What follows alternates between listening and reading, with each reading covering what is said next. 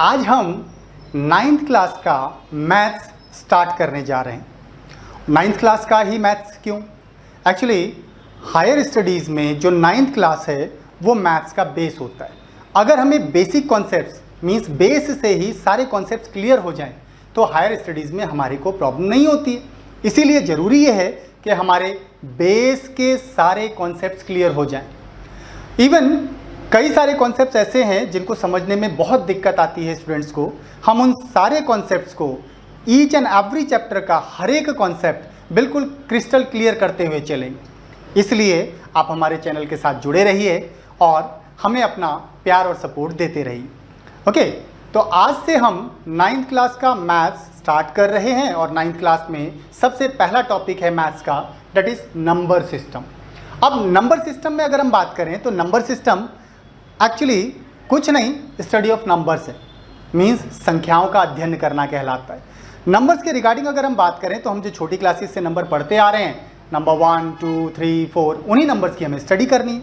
लेकिन अब नंबर्स को डिफरेंट कैटेगरी में कैटेगराइज किया गया। वो नंबर्स के टाइप्स कौन कौन से हैं, उन्हें कैसे आइडेंटिफाई करना है, ये बातें आपको याद रखनी पड़ेगी, क्योंकि हमारे जितने भी एक्सरसाइज के क्वेश्चंस होंगे वो सारे वहीं से पूछे जाने। इसलिए हम टाइप्स ऑफ नंबर्स की एक एक करके स्टडी करते हैं। ओके, चलिए स्टार्ट करते हैं। तो अब नंबर्स में हम जो स्टार्ट करने जा रहे हैं वो है नंबर सिस्टम, संख्या पद्धति में टाइप्स ऑफ नंबर्स के बारे में। नंबर्स, संख्याएं क्या हो?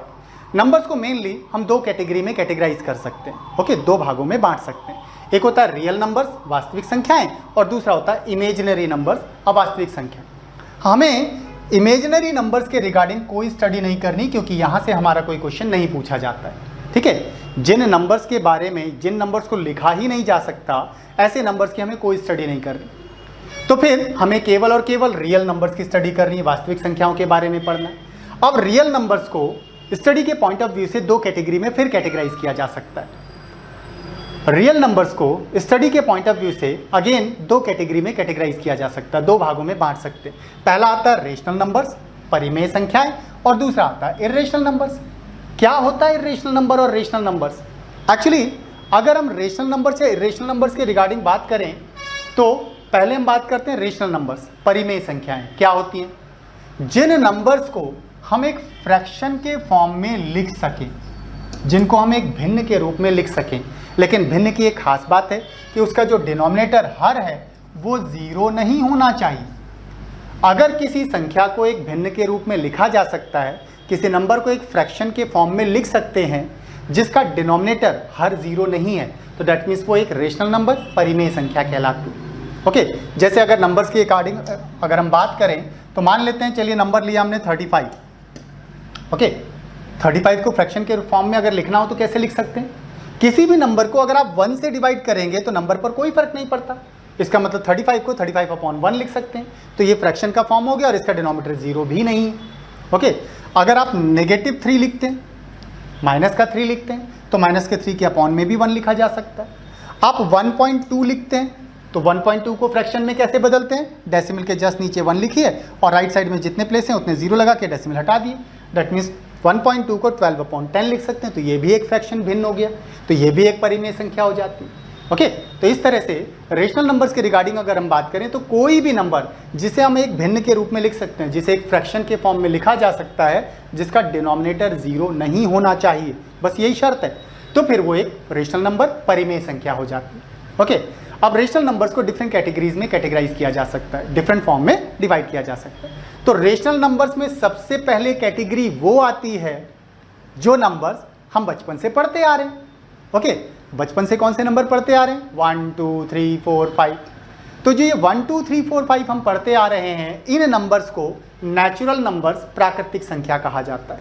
ओके, इन्हें बोलते हैं प्राकृतिक संख्या और इसे डिनोट करते हैं कैपिटल N से। तो 1 से स्टार्ट करके 1, 2, 3, 4, 5, 6, 7, 8, 9, 10 कहीं तक भी, that means infinite, up to infinite, ये नंबर्स हमारे नेचुरल नंबर्स, प्राकृतिक संख्या कहलाती है। अब अगली कैटेगरी, अगर हम नेचुरल नंबर्स का जो ग्रुप है, प्राकृतिक संख्याओं का जो समूह है, इसी में 0 को और जोड़ दें, 0 को भी इसमें जोड़ दें, तो फिर जो ग्रुप बनेगा उसे पूर्ण संख्या, होल नंबर्स कहा जाता है, जिसे हम W से डिनोट करते हैं। ओके, तो होल नंबर्स का ग्रुप क्या हुआ? नेचुरल नंबर्स के ग्रुप में प्राकृतिक संख्याओं के समूह में जीरो को और जोड़ देने पर जो ग्रुप बनता है उसी ग्रुप को होल नंबर या पूर्ण संख्या कहा जाता है। अगला ग्रुप आता है पूर्णांक, इंटीजर्स। अब इंटीजर्स क्या है? अगर हम होल नंबर्स के ग्रुप में ही प्लस माइनस का साइन और लगा लें, इसका मतलब नंबर पॉजिटिव या नेगेटिव हो जाए, लेकिन वो होल नंबर होना चाहिए। ओके, नेगेटिव होल नंबर या पॉजिटिव होल नंबर, तो फिर ऐसे नंबर्स के ग्रुप को हम इंटीजर्स, पूर्णांक कहते हैं। ओके, तो ऐसे में 0 प्लस का 1 या माइनस का 1, प्लस का 2 या माइनस का 2, प्लस का 3 या माइनस का 3 एंड सो ऑन, ये सारे नंबर्स हमारे कौन से नंबर्स कहलाएंगे? इंटीजर्स। इन्हें पूर्णांक कहा जाता है। तो अब इंटीजर्स में प्लस वाले नंबर भी आ रहे हैं, माइनस वाले नंबर भी आ रहे हैं, लेकिन आप ध्यान दें तो 0 के आगे प्लस माइनस नहीं लगा है। तो जिस नंबर के आगे प्लस माइनस नहीं लगा है वो नंबर ना तो नेगेटिव हुआ और ना ही वो पॉजिटिव हुआ। इसका मतलब 0 ना तो पॉजिटिव इंटीजर है और ना ही नेगेटिव इंटीजर है, ना तो ये धनात्मक पूर्णांक है ना ही ये ऋणात्मक पूर्णांक है, लेकिन ये एक इंटीजर तो है। ओके, अब जो प्लस वाले इंटीजर्स हैं, प्लस वाले पूर्णांक हैं, उन्हें पॉजिटिव इंटीजर, धनात्मक पूर्णांक कहा जाएगा। इसका मतलब +1 +2 +3 एंड सो ऑन जो नंबर्स आएंगे उन्हें पॉजिटिव इंटीजर, धनात्मक पूर्णांक कहा जाएगा, जिसे हम i+ से डिनोट करते हैं। ठीक ऐसे ही माइनस वाले नंबर्स को नेगेटिव इंटीजर्स कहा जाता है, ऋणात्मक पूर्णांक कहा जाएगा, जिन्हें हम i- से डिनोट करते हैं। तो -1, -2, -3, -4 एंड सो ऑन, ये सारे नंबर्स हमारे नेगेटिव इंटीजर्स, ऋणात्मक पूर्णांक कहलाएंगे। क्लियर? लेकिन अगर आप ध्यान दें तो नेगेटिव इंटीजर और पॉजिटिव इंटीजर, धनात्मक पूर्णांक या ऋणात्मक पूर्णांक में 0 नहीं लिखा गया, क्योंकि 0 ना तो धनात्मक पूर्णांक होता है ना ही ऋणात्मक पूर्णांक होता है। ओके, 0 के आगे प्लस माइनस नहीं लगता, इसलिए 0 ना तो पॉजिटिव इंटीजर है ना ही नेगेटिव इंटीजर है। लेकिन 0 एक इंटीजर है, 0 एक इंटीजर है, तो इंटीजर बोलेंगे तो 0 आएगा, लेकिन जब पॉजिटिव इंटीजर बोलेंगे तो उसमें भी 0 को इंक्लूड नहीं करते, और जब हम नेगेटिव इंटीजर बोलेंगे तो उसमें भी 0 को इंक्लूड नहीं किया जाता है। Clear students? तो इस तरह से हमने रेशनल नंबर्स के रिगार्डिंग स्टडी की। रेशनल नंबर्स क्या होते हैं? जिन नंबर्स को हम एक फ्रैक्शन, भिन्न के रूप में लिख सकते हैं, और शर्त है कि उसका डिनोमिनेटर 0 नहीं होना चाहिए। ऐसा कोई भी नंबर जिसे फ्रैक्शन के फॉर्म में लिखा जा सके और उसका डिनोमिनेटर हर 0 नहीं है, तो डेट मीन्स वो एक रेशनल नंबर होगा। ओके, अब बात करते हैं हम रेशनल नंबर के बाद इर्रेशनल नंबर्स की, अपरिमेय संख्याओं की। इर्रेशनल नंबर सेकेंड टाइप, हमने देखा था कि रियल नंबर्स को हम 2 कैटेगरी में डिवाइड कर सकते हैं, दैट मीन्स रेशनल नंबर्स और इर्रेशनल नंबर्स। जो हमारी वास्तविक संख्याएं हैं उनको 2 कैटेगरी में डिवाइड किया जा सकता है, परिमेय और अपरिमेय। रेशनल नंबर्स के रिगार्डिंग अभी हमने स्टडी की। अब हम बात करते हैं इर्रेशनल नंबर्स की, अपरिमेय संख्याओं की। अब इर्रेशनल नंबर्स एक्चुअली 2 टाइप्स के होते हैं। फर्स्ट टाइप है, अगर कभी भी शर्ड के सिंबल के अंदर, करणी के चिन्ह के अंदर एक ऐसा नंबर लिखा हो जो परफेक्ट स्क्वायर नहीं है, जो पूर्ण वर्ग नहीं है, या जिसका स्क्वायर रूट हम नहीं निकाल पाएंगे पूरा पूरा। ओके, दैट मीन्स जैसे रूट के अंदर 3 लिखा है, रूट के अंदर 2 लिखा है, आप 2 का स्क्वायर रूट निकालेंगे तो ये आता चला जाएगा, आता जाएगा, इसकी मीन्स इसकी वैल्यू कभी भी खत्म नहीं होगी। ठीक है, तो ऐसे नंबर्स हमारे इर्रेशनल नंबर्स होते हैं। लेकिन अगर हम रूट 4 लिखें तो 4 का स्क्वायर रूट तो 2 होता है। ओके, 4 का स्क्वायर रूट कंप्लीटली 2 निकाला जा सकता है, तो ये इर्रेशनल नंबर नहीं है, ये रेशनल नंबर है।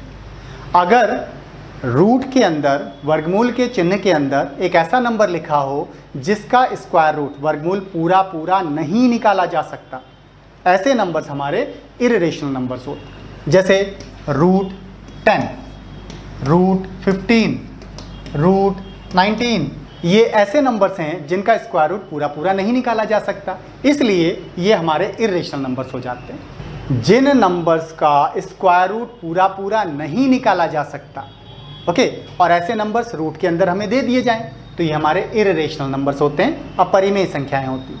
तो फर्स्ट टाइप क्लियर हुआ। ओके, लेकिन अगर रूट के अंदर कोई ऐसा नंबर दिया गया है जिसका स्क्वायर रूट पूरा पूरा निकाला जा सकता है, तो फिर वो इर्रेशनल नंबर नहीं होगा, फिर वो रेशनल नंबर हो जाएगा। जैसे रूट के अंदर सपोज हमें कहा गया 16, तो 16 का स्क्वायर रूट तो 4 होता है, 4 4 16 होता है। ओके, इसलिए ये एक रेशनल नंबर है, इर्रेशनल नंबर नहीं होगा। क्लियर ना? तो फर्स्ट टाइप समझ में आया, जब रूट के सिंबल के अंदर एक ऐसा नंबर दिया गया हो जो पूर्ण वर्ग ना हो, जो परफेक्ट स्क्वायर ना हो, तो फिर ऐसा नंबर हमारा इर्रेशनल नंबर होता है। अब बात करते हैं हम second type of irrational number की। दूसरे टाइप का इरेशनल नंबर क्या होता है उसके बारे में बात करते हैं। Second type of irrational number के रिगार्डिंग हमें अगर स्टडी करनी है तो पहले हमें डेसिमल नंबर्स, दशमलव संख्याओं के बारे में जानना होगा। डेसिमल नंबर्स, दशमलव संख्याओं को जनरली हम दो कैटेगरी में डिवाइड कर सकते हैं, that is terminating decimal and non terminating decimal. क्या होता है? टर्मिनेटिंग का मतलब होता है जब डेसिमल के बाद के डिजिट्स को आप काउंट कर सकते हैं, दशमलव के बाद के अंकों को गिना जा सकता है, जैसे 3.768। यहाँ डेसिमल के बाद के 3 डिजिट्स हैं। अगर किसी डेसिमल नंबर में डेसिमल के बाद के डिजिट्स को आप काउंट कर पा रहे हैं तो ऐसे नंबर्स को टर्मिनेटिंग शांत दशमलव संख्या कहा जाता है, जैसे 4.8, 1.76, 3.985। इसमें डेसिमल के बाद 3 प्लेस हैं, इसमें डेसिमल के बाद जस्ट 1 डिजिट है, इसमें डेसिमल के बाद 2 डिजिट्स हैं, यहाँ डेसिमल के बाद 3 डिजिट्स हैं। दैट मीन्स यहाँ डेसिमल के बाद के डिजिट्स को हम काउंट कर पा रहे हैं, इसलिए ये सारे टर्मिनेटिंग डेसिमल्स हो जाएंगे, शांत दशमलव संख्याएं हो जाएंगी। अब नॉन टर्मिनेटिंग क्या होता है? जब हम डेसिमल के बाद के डिजिट्स को नहीं गिन पाएंगे तो वो हमारा नॉन टर्मिनेटिंग कहलाएगा, जैसे 4.63289 dot dot dot dot dot dot ऐसा लगा। जब डॉट डॉट डॉट लगा है तो डेसिमल के बाद के डिजिट्स को नहीं गिना जा सकता, इसलिए ये नॉन टर्मिनेटिंग अशांत दशमलव संख्या कहलाती है। Clear? 0.46324632 dot dot dot dot dot dot dot dot dot लगा, इसका मतलब इसके आगे के डिजिट्स को हम नहीं काउंट कर सकते कितने हैं, इसलिए ये नॉन टर्मिनेटिंग अशांत दशमलव संख्या कहलाती है।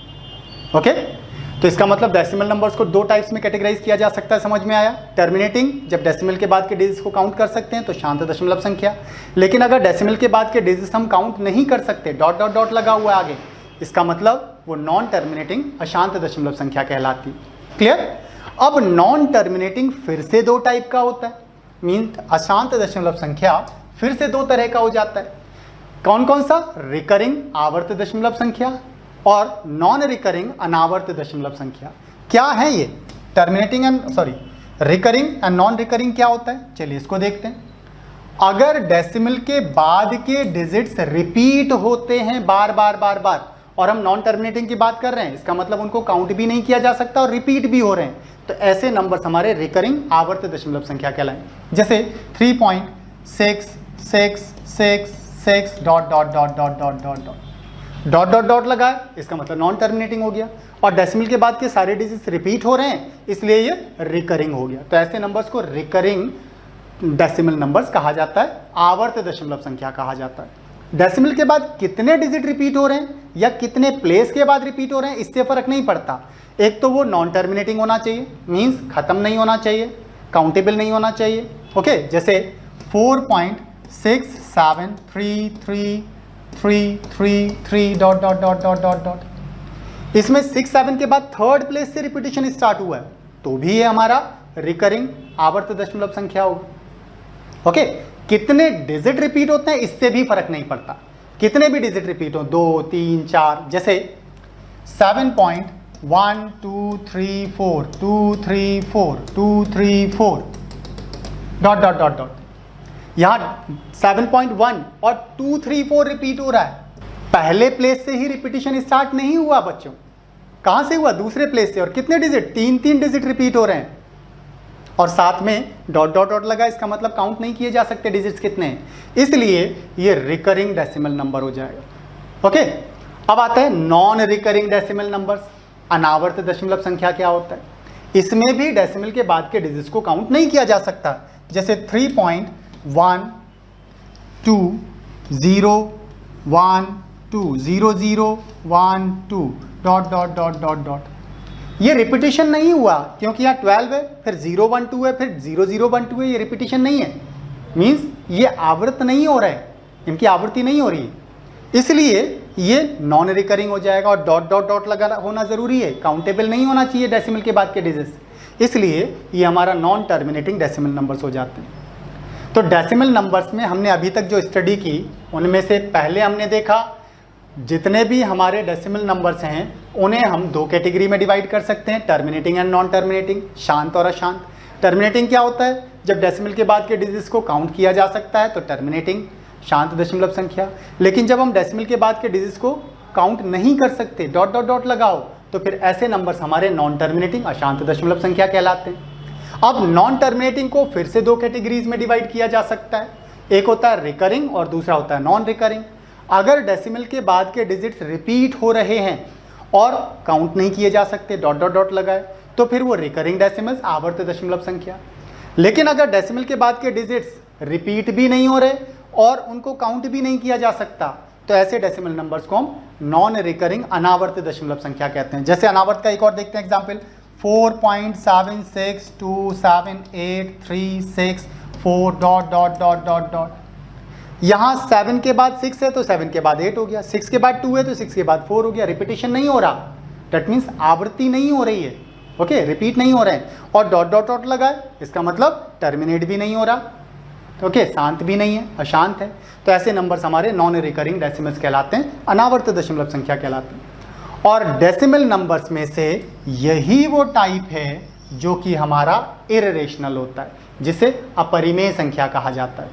जब डेसिमल के बाद के डिजिट्स ना तो रिपीट हों और ना ही उन्हें काउंट किया जा सकता हो, तो ऐसे नंबर्स को हम क्या कहते हैं, क्या कहते हैं, इररेशनल नंबर कहते हैं, अपरिमेय संख्या कहते हैं। तो इस तरह से इररेशनल नंबर्स हमारे जो दो टाइप के होते हैं, जो हमने यहाँ पढ़ा था, उसमें से पहला हो गया रूट के अंदर अगर ऐसा नंबर दे रखा है जो परफेक्ट स्क्वायर नहीं है तो वो हमारा इरेशनल नंबर होता है। तो सेकंड टाइप हमने देखा non terminating non recurring decimal numbers, जिन्हें हिंदी में अशांत अनावर्त दशमलव संख्या कहा जाता है, ये भी हमारे इरेशनल नंबर्स होते हैं। इसको एक बार फिर से समझते हैं कौन से हैं।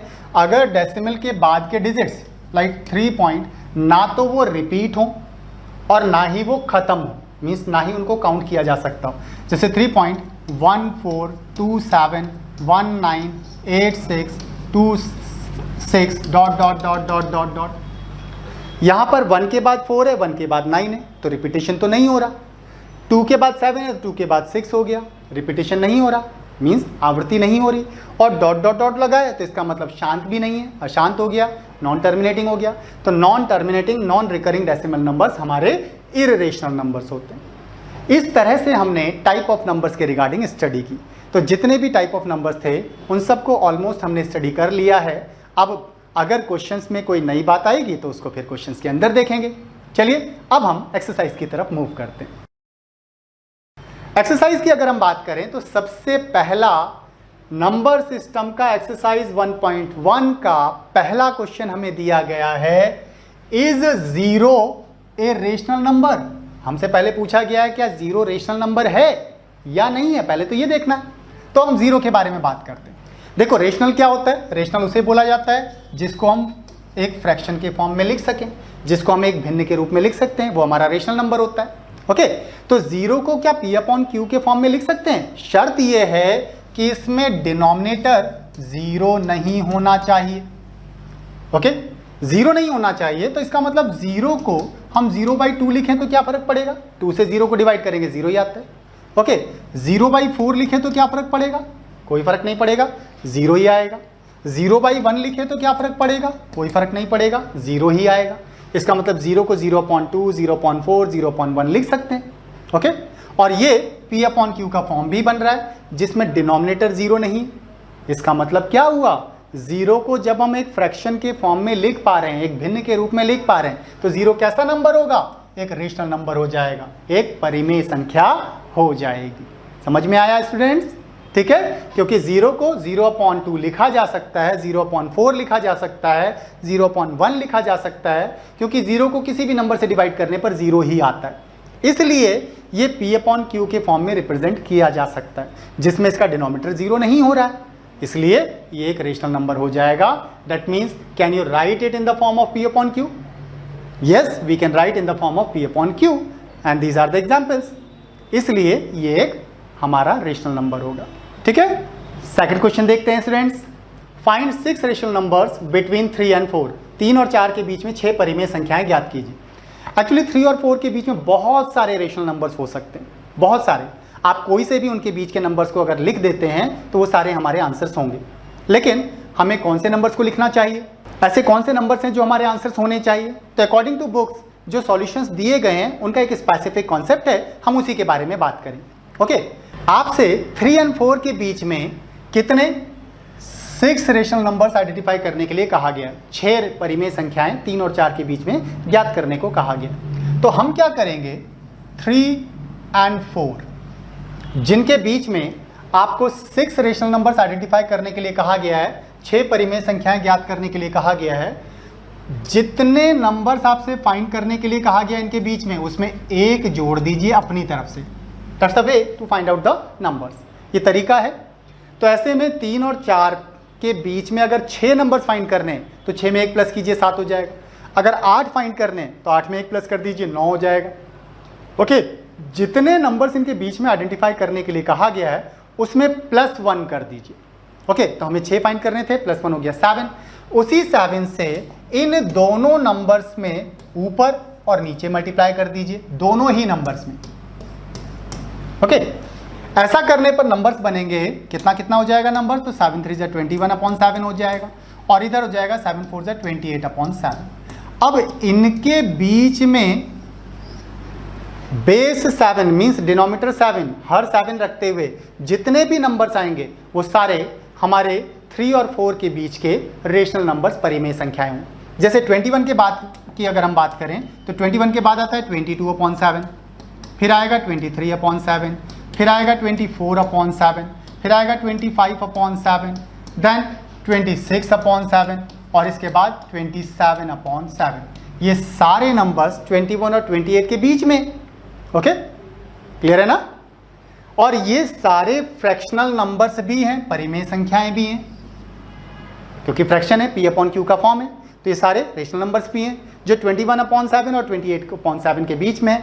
21/7 3 है और 28/7 4 है। दैट मीन्स 3 और 4 के बीच में 6 रेशनल नंबर्स हमारे ये हो जाते हैं। इस तरह से हम नंबर्स के बीच के रेशनल नंबर्स आइडेंटिफाई करते हैं। लेकिन इसके लिए एक शर्त है कि अगर आपको होल नंबर्स दिए गए हैं तब तो आप डायरेक्टली जितने नंबर्स आइडेंटिफाई करने हैं उसमें 1 प्लस करके ऊपर नीचे मल्टीप्लाई कर लेंगे। लेकिन अगर फ्रैक्शन ही दिए जाते और कहा जाता है इनके बीच के नंबर्स आइडेंटिफाई करो, तो पहले आपको डिनोमिनेटर सेम करने होते, तब हम ऐसा काम करते। Clear. Next question number 3 of exercise 1.1 number system chapter का। तो नंबर सिस्टम चैप्टर का एक्सरसाइज 1.1 का थर्ड क्वेश्चन देखते हैं। थर्ड क्वेश्चन में हमसे कहा है find 5 rational numbers between 3/5 and 4/5। तो 3/5 और 4/5 के बीच में कितने 5 रेशनल नंबर्स आइडेंटिफाई करने के लिए कहा गया है। अगर इनके बीच में 5 रेशनल नंबर आइडेंटिफाई करने हैं और इस बार हमें नंबर्स फ्रैक्शन में दे रखे हैं, लेकिन एडवांटेज ये है कि दोनों के डिनोमिनेटर सेम है, दोनों के हर समान है, तब हमें ज़्यादा मेहनत नहीं करनी पड़ेगी। तो 3/5 एंड 4/5 के बीच में कितने 5 रेशनल नंबर्स आइडेंटिफाई करने के लिए कहा गया। 3/5 और 4/5 में के बीच में 5 परिमेय संख्या निकालने को कहा गया। अगर 5 रेशनल नंबर्स निकालने हैं तो 5 में अपनी तरफ से 1 प्लस कीजिए, हो जाएगा 6। अब इसी 6 से दोनों फ्रैक्शंस में ऊपर नीचे मल्टीप्लाई कर देते हैं। दैट मीन्स 6 से ऊपर और 6 से नीचे, इधर भी 6 से ऊपर और 6 से नीचे मल्टीप्लाई कर देते हैं। क्लियर। ऐसा करने पर जो हमारे फ्रैक्शंस बनेंगे वो क्या क्या हो जाएंगे, 3 6 18 बाय 5 6 30, जबकि ये हो जाएगा 6 4 24 बाय 5 6 30। अब इनके बीच में जितने भी नंबर्स आएंगे जिनका डिनोमिनेटर हमारा 30 होगा वो 3/5 और 4/5 के बीच के रेशनल नंबर्स हो जाएंगे। ओके, तो 18/30 के बाद आएगा 19/30, देन 20/30, देन 21/30, इसके बाद 22/30, देन 23/30। ओके, 30 डिनोमिनेटर रहेगा, केवल ऊपर वाले नंबर को एक एक इंक्रीज करते चलेंगे। So the numbers will be 19/30, 20/30, 21/30, 22/30 and 23/30। कितने नंबर्स हुए 1 2 3 4 5, और 5 ही रेशनल नंबर्स इनके बीच में आइडेंटिफाई करने के लिए कहा था।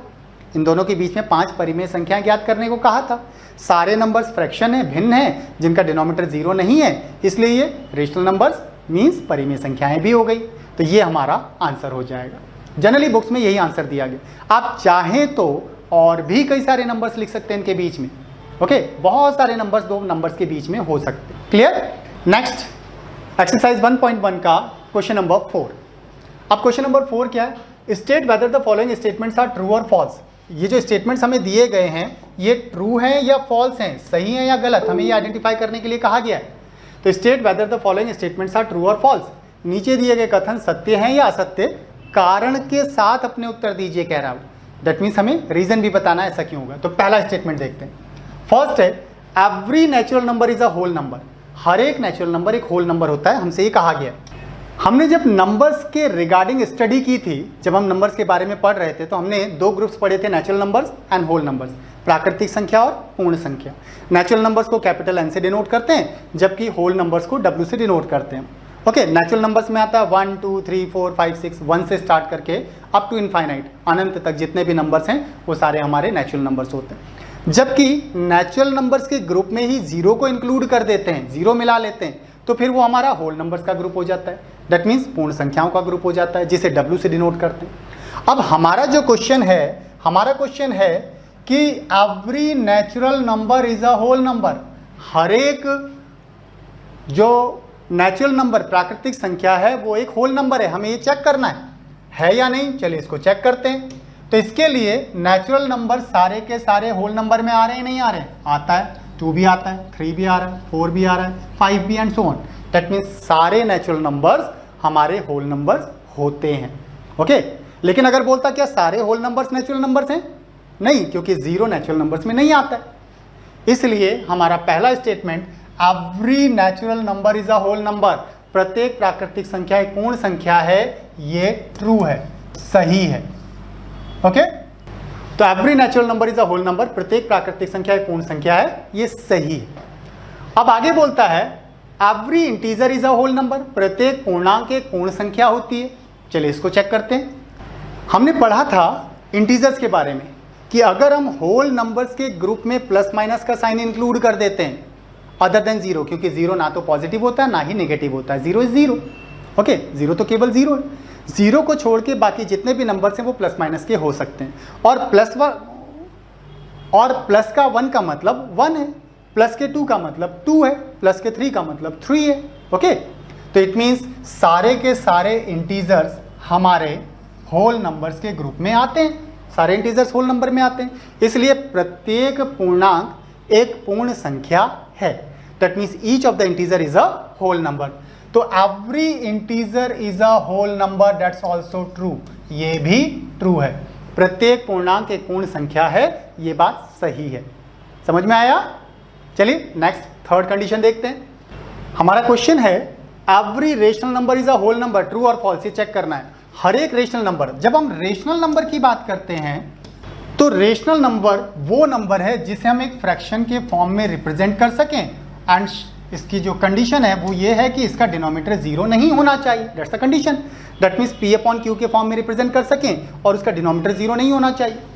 अब ऐसे में अगर हम 1 की बात करें तो 1 को तो 1/1 लिख सकते हैं, दैट्स ओके, रेशनल नंबर हमारा होल नंबर हो जाता है। लेकिन अगर हम 2/3 लिखें तो ये रेशनल नंबर तो है, ये एक परिमेय संख्या तो है, बट एक होल नंबर नहीं है ये।